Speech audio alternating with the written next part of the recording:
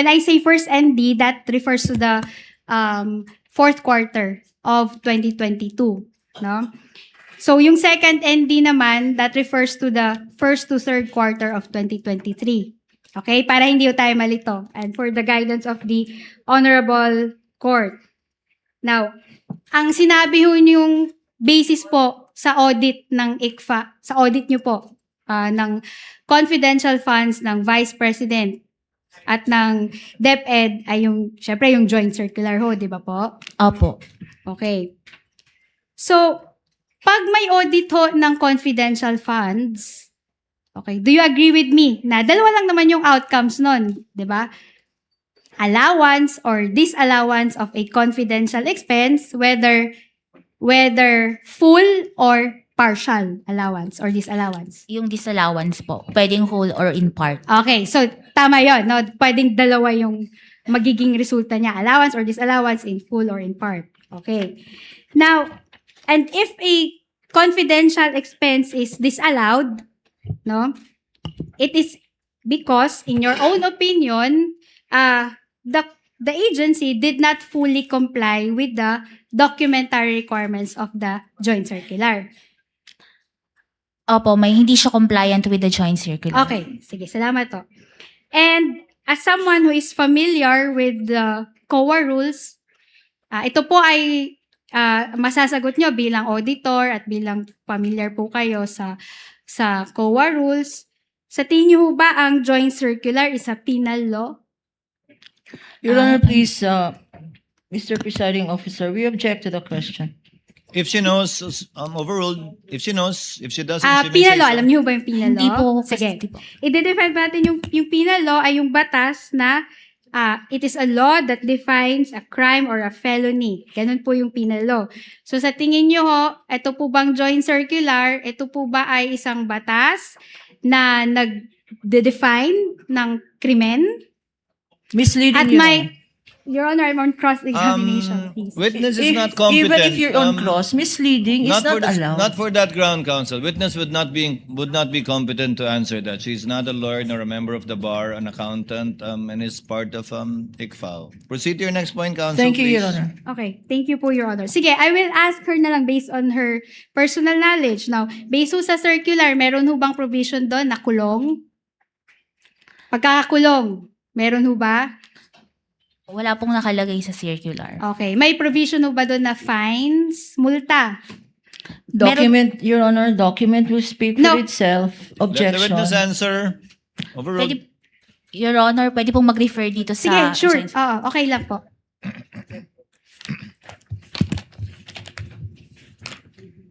Meron po dito sa item 8, yung administrative provisions, penal sanctions. Yun lang po yung masasabi ko na. Okay, sige. Okay, okay, I'll take that, sir. Pero, sige, okay.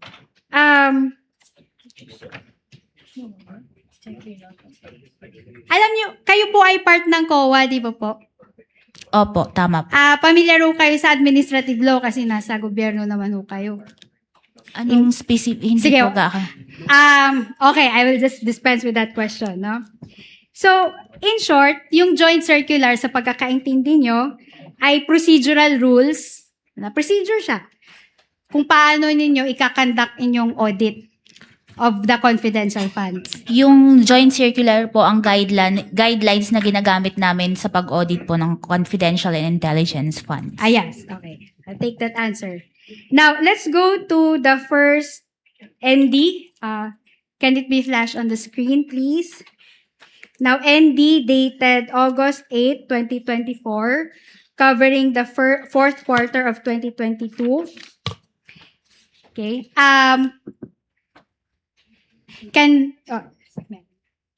We will be giving the witness a copy of the ND. Okay, meron na pala, no?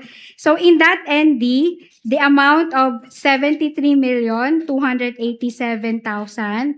was disallowed in audit out of 125 million confidential expenses of the OVP for the fourth quarter of 2022. Tama po? Opo, tama po. Okay. At saka sa disallowance po nun, no, kung nakikita nyo sa screen at sa copy nyo ho, no, na ND. May 3 grounds po yon. Agree po kayo? Opo, Okay. nandito po. So, yung first ground ho natin ay non-submission of documents evidencing success of information gathering and or surveillance activities, okay, with disallowed amount of 69,787,000. Nakikita nyo ba yon? Opo. Okay.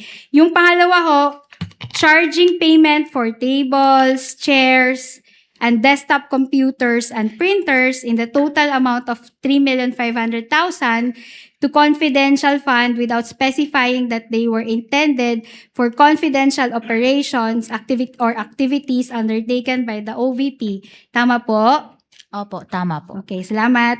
And letters number 3, non-submission of the revised accomplishment report to the Office of the President, Senate President, and Speaker of the House of Representatives. Tama ho?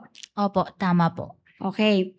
So, sinabi niyo kanina na itong fourth quarter na ito ng 2022, meron ho itong kalakip na notice of suspension. Tama po? Opo. Okay. So, can we flash the notice of suspension dated December 13, 2023? Okay. And this notice of suspension, nilabas ho siya, in-issue ho siya before ng issuance ng notice of disallowance. Tama po? Opo, tama po. Okay. So, can we go to item number 2? Miss Celine, can counsel give her a copy? Sige, you can peruse po, no, item number 2 of the notice of suspension. Okay, so item number 2, the DEPs likewise revealed that the OVP incurred the following expenses supported with acknowledgement receipts. Nakikita niyo po yan? Opo. Okay.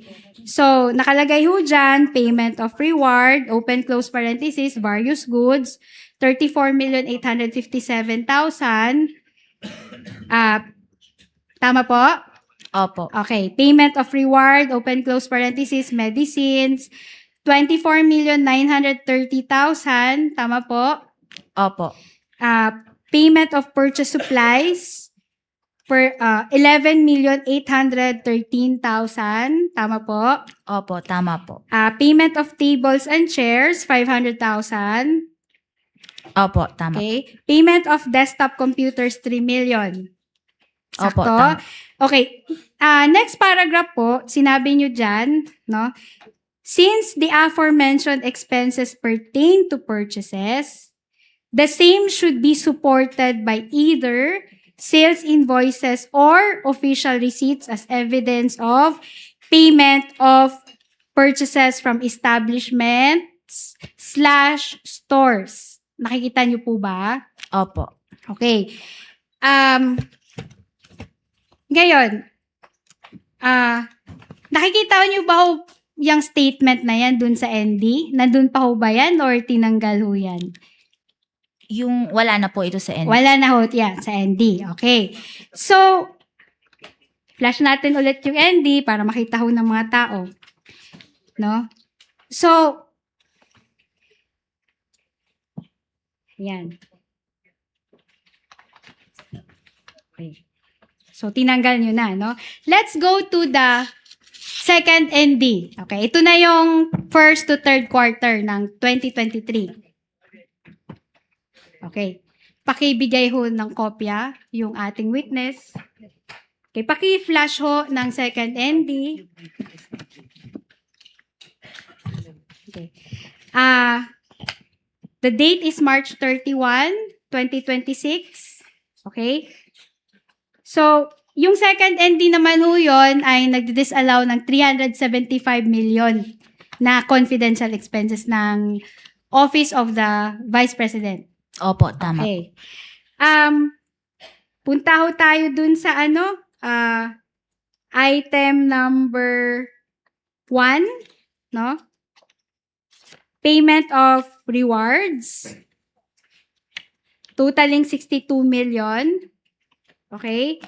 So, Kita nyo ho, 62 million.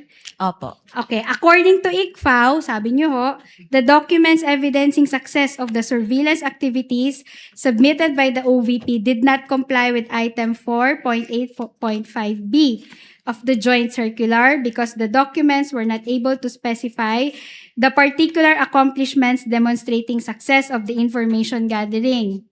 Nakita nyo ho yon? Opo. Okay. So, tanong ho, no?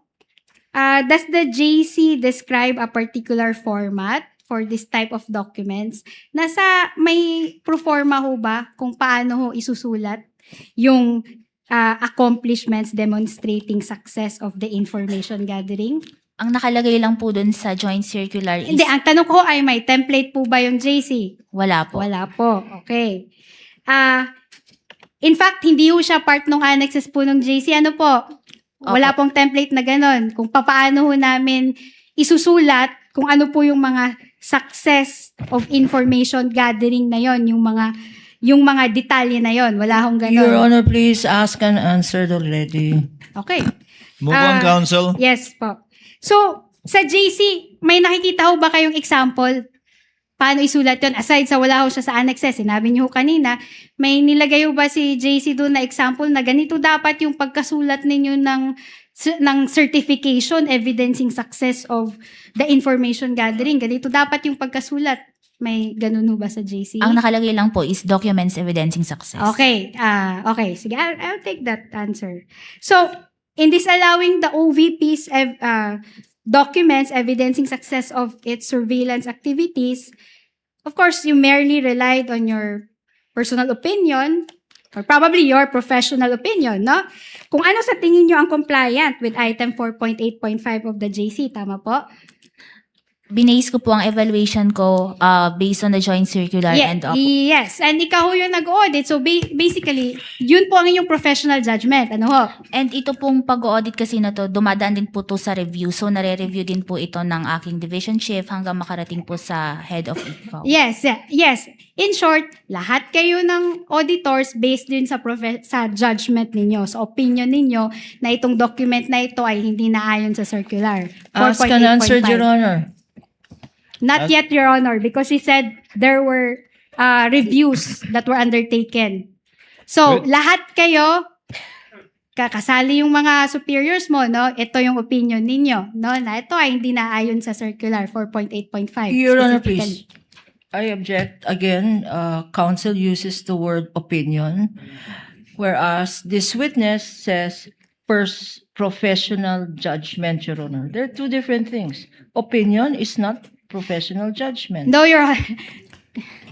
Besides, counsels, please. Besides, witness already answered that is not only her personal judgment and or opinion, but also that of her superiors who reviewed Yes, Your Honor. her findings, resulting in the notice of disallowance. You did not sign the notice of disallowance, correct, Celine? Hindi po, pero meron po sa office namin yung second original copy, may countersign po kami. Pero ang ini-issue namin sa agency is yung may signed lang po ng aming... So pataas, presumably, pag pinirmahan yan ultimately at iniso, nag-agree sila sa findings mo, yun din ang pananaw nila. Opo. You may proceed, counsel. Okay. So, sinasabi nyo na yun po yung pananaw po ng inyong mga superiors at ng sarili mo din, no? Meron ho bang guidelines yung COA na nagsasabi na ganito dapat yung assessment ninyo pagdating ho dyan sa submission ng documents evidencing success of information gathering? May mga clarificatory issuances ba yung COA niyan? We base po our audit sa joint circular. Joint circular lang talaga. Okay. So, okay. Punta ho tayo dun sa item number 2. Miss Celine. Okay, item number 2. Okay. The ND provides, no? Number 2, purchases of supplies and provisions of medical/food aid totaling 199 million presented in Table 2 were supported only by acknowledgement receipts. Okay, nakikita niyo ho ba yan? Opo. So, eto hong Table 2 na to, nakalagay, ang total ho niya, purchase of supplies, 117 million, provisions of medical and food aid, 82 million. Yung total ho niya, 199 million. Tama ho? Opo, tama. And dinisallow nyo siya because acknowledgement receipts lang yung supporting documents. Dahil nga po, we cannot opo. Yun lang, ano nyo muna yung sa tanong ko po, no? Doon lang ho muna kayo sa sumagot, no? So, acknowledgement receipts lang, so disallowed, tama ho? Yes po, because Mamaya na. May tatanungin ko din. No, wait for the question, Celine, no? Celine. So, sabi dun sa next paragraph, okay, may next paragraph po, tingnan nyo ho. Although the joint circular, nakita nyo ho yan? opo. Although the joint circular does not prescribe specificity to the documentary evidence of payments to be submitted to substantiate the disbursements made from the CF, this office, pursuant to item 6.2.3.7 of the joint circular, may require other supporting documents that we deem necessary for the proper evaluation of liquidation documents submitted. Nakita niyo po yan? Opo. Okay. Yung next sentence, sinasabi ho, to ascertain the validity of such purchases of supplies and provision of medical and food aid, we deem it necessary that they be substantiated with appropriate documents such as official receipts or sales invoices. Sinabi po yan? Opo. Okay, so in short, mas gugustuhin nyo na meron talagang official receipts and invoices na nakalakip doon sa submission ng OVP. To ascertain po To na ascertain. talagang naibili ito ng supplies and medical and food aid. Okay, sige, thank you. Of course, the answer is clear, no? So, okay, no? Pero, if you can recall dun sa ND ng fourth quarter ninyo, nung 2022, pwede nyo natin i-flash ulit. Oo. Tinanggal ho dun yung requirement ng official receipts and invoices. Tama ho ba? Do you recall that? Kasi po yung... Hindi, just answer my question. Miss Lynn. Your Honor, please, can counsel for respondent show Yes, it the will particular be shown. provision, Your Honor? Kindly flash it on the Okay. screen. So, doon sa fourth quarter ng 2022, no? Okay. Wala, doon sa ending ninyo, tinanggal na ninyo yung requirement nyo for sales invoices and receipts. Diba? Counsel, wala din sa screen, counsel. Can Just- you please confront Yeah, the they are witness with the working on it. document? Silene, do you remember? Andun na, Can you andun answer? Can you answer, Silene? Wala po siya doon, pero pwede ko po bang i-clarify yung Ayun, answer? Let the opposing counsel seek that, but the question being asked for is kung nandun o wala. So wala na siya dun sa notice of disallowance. Wala na po. pero nandun naman siya sa notice of suspension dati, no? Yung Opo. 2020. Okay. So, okay. So, ngayon, Miss Celine or Silene, no, I understand, baka familiar na ho dito si opposing counsel. Alam niyo ba yung COA Circular number 92-385? Opo. Ayun po ba yung pinakita kay... Yun po ba yung... Sige, pwede papakita pong ko pakita. namin sa inyo. Sige, oh. Kindly show the witness.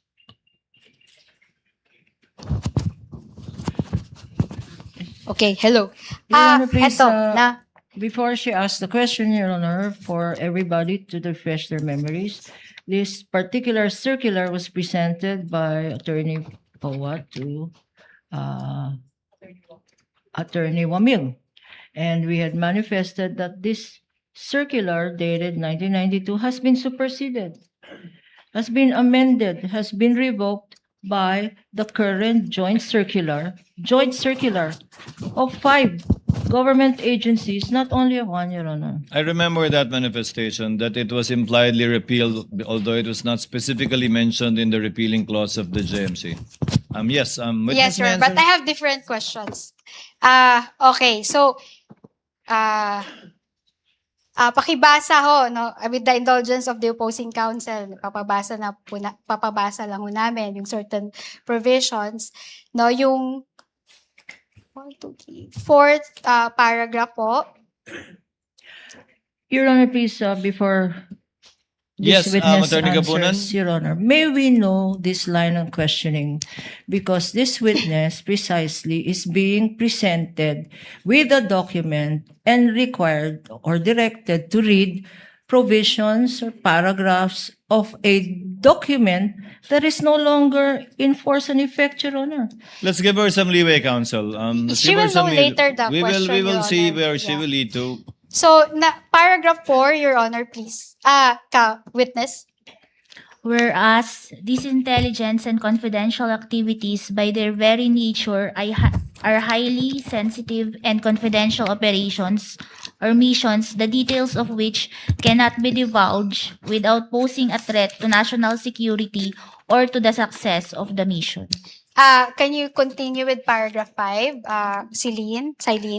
Whereas, as now being required, the submission of receipts, bills, or commercial invoices in support of disbursement from this fund for rental of safe houses, purchase of meals or supplies, and other expenses might create a leak of information that may threaten the confidentiality of the intelligence operations, endanger the lives and safety of the agents and employees of the government agencies, and result to a failure of the mission. So, paragraph 6, sorry, medyo magbabasa ka, no? Paragraph 6, Whereas in many instances it is impractical and sometimes impossible to obtain such receipts, bills, or commercial invoices during intelligence operations. last na ho, no? Paragraph 7, Whereas by its very nature, the use of intelligence and or confidential funds requires an approach allowing more flexibility in intelligence operations. Okay. So, sinabi ho ng good counsel natin, no, na this is 1992 circular, no? Outdated na yan. Pero, agree ho kayo sa sinasabi niya na confidential operations are highly sensitive. Opo. Totoo pa naman ho yun hanggang ngayon. Di ba po? Opo, tama po. Okay. At ayon sa circular, may mga detalye na hindi natin pwedeng i-disclose dahil dito nakasalalay yung success ng ating confidential operations. Based po sa document na ito. Okay, pero as of today, no, totoo pa naman ho yun, applicable ho yun. Sa tingin nyo ho? Opo, sa intelligence. Okay. And confidential activities also. Your Honor, please, the answer was opo sa intelligence. Hindi, I'm asking her about confidential, Your Honor, operations. Applicable din ho yan pagdating sa mga confidential operations. Opo, pwede din Okay, po. salamat. Now, based on those statements, no, na binasa ho ninyo, nire-recognize ho ng COA, based lang ho dyan sa statement na yan, no, na yung submission of receipts, bills, or commercial invoices in support of certain expenses might create a leak of information that may threaten the confidentiality of the intelligence operations. Based lang ho dito sa binasa nyo ho. Based po dito sa circular na ito. Okay. Okay. So, sa tingin niyo ho, yung mga konsepto na na-introduce po ng circular na ito ay applicable pa ho sa panahong ito? Objection, Your Honor. What is the objection? Your Honor, please, this counsel is trying to elicit from this witness an opinion that indirectly runs counter to the express provision in the joint circular of 2015, Your Honor, that all of this, everything she has said, all the paragraphs that she has read precisely, Your Honor, if I can, Your I Honor, will state this later, Your Honor, but precisely, Your Honor, the joint circular, if we are to read the rationale for the joint circular, was precisely in recognition of the fact that this circular and several other circulars of intelligence and confidential government agencies are inaccurate and inconsistent with each other. Thus, the rationale of joint circular 2015 was precisely to make it one whole joint circular of 5 Your Honor, agencies on intelligence and confidential funds. I She is understand the now point of saying, Your Attorney Honor, Kapunan. However, the question is quite simple for the witness. Although this may have indeed been impliedly repealed, again, impliedly repealed by the Joint Memorandum Circular, are the concepts stated herein still applicable today, and are you still using it? To abbreviate the proceedings. Ms. Eileen, yung kawalan ba ng resibo na sinasabing okay lang sa circular na to, okay pa rin ba hanggang ngayon sa Joint Memorandum Circular o hindi na? Under po kasi sa Joint Memorandum Circular, under 6.2.3.7, we can request po other documents necessary for the proper evaluation po nung under 6.2.7 po. I Other agree. documents necessary in the audit po. You can request for other documents, but the Joint Circular does not say that you should demand and ask for receipts. Opo. Wala dun yun. Your Honor, Yes, can, Attorney just a Christine. quick manifestation, Your Honor. You may proceed, Attorney Christine. Your Honor, can the counsel for the, can the counsel for the prosecutors be reminded not to make an argument, not to argue for the witness, Your Honor, because she's citing circular, she's citing laws, which is not allowed during cross-examination, and that is indirectly teaching her witness how to answer my question. So, please, Your Honor, can the court direct the counsel not to make these arguments in court, because these are not allowed under the rules of court, Your Honor. This is not a place where we are, this is not the time where we are supposed to expound or to state our oral arguments in this case. So, Your please, Honor, Your please. Honor. This If I is may. this is part of the seeming generational divide tension that the court is trying to avoid. So let's leave it at that, counsel. Yes, Your Um, Honor. I was just going to say that I will accept. Let's leave it I at that. accept what she said, Your Honor. Thank you, I thank will you. refrain from lecturing her, Your Honor. No, Counsel, please. that's all out of order, Your Counsel, Honor. please. Kindly proceed, Attorney Christine. Okay, thank you, Your Honor. Okay. Sige, I will go back to the podium.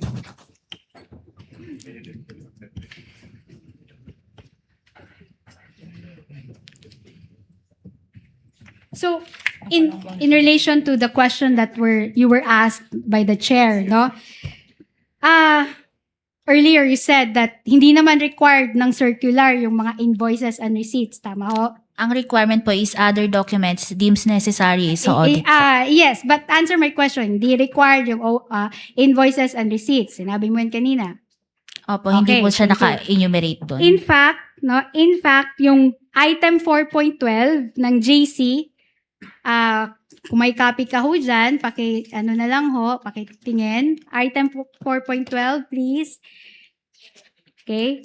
It says that disbursements from CF shall be supported with documentary evidence of payment, among others, which shall be submitted to the ICFAO in a sealed envelope signed by SDO. No? So, sinasabi dito, documentary evidence of payment. Tama ho? Opo, tama po. Without specifying the kind of document that the agency should submit. Tama? Opo, wala siyang in-specify. Ang nakalagay lang po, documents evidencing payment. Okay. So, kung yung intention ho ng circular ay i-require ho yung invoices and receipts, no?